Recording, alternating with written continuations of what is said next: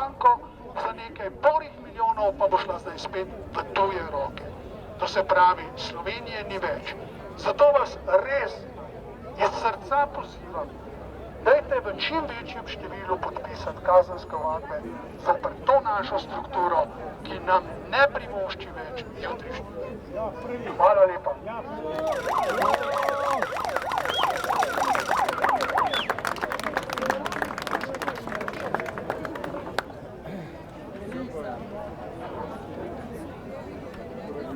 Ne jokajte, gospa, ne jokajte.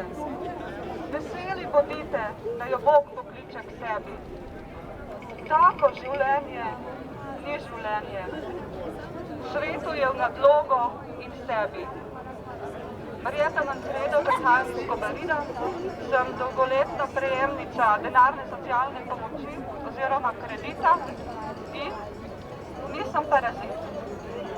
So stvari, ki jih v tej družbi zmoram, nekatere nadpovprečno dobro, in so stvari, ki jih v tej družbi in v tem sistemu niti povprečno dobro ne zmoram, jih sploh ne zmoram, ali pa nimam možnosti, da bi za to, kar počnem, kar rada počnem, dobila plačo.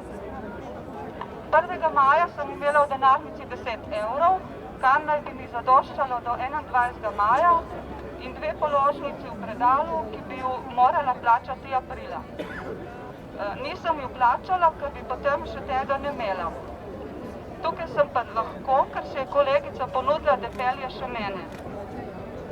Prej sem prebrala odlomek iz Cankarjeve hiše Marije Pomočnice, ki ga je Darja Zaviršek, profesorica in raziskovalka na Fakulteti za socialno delo, uporabila v poglavju Sociocentrični model skrbi med nacistično evtanazijo in krščansko ljubeznijo.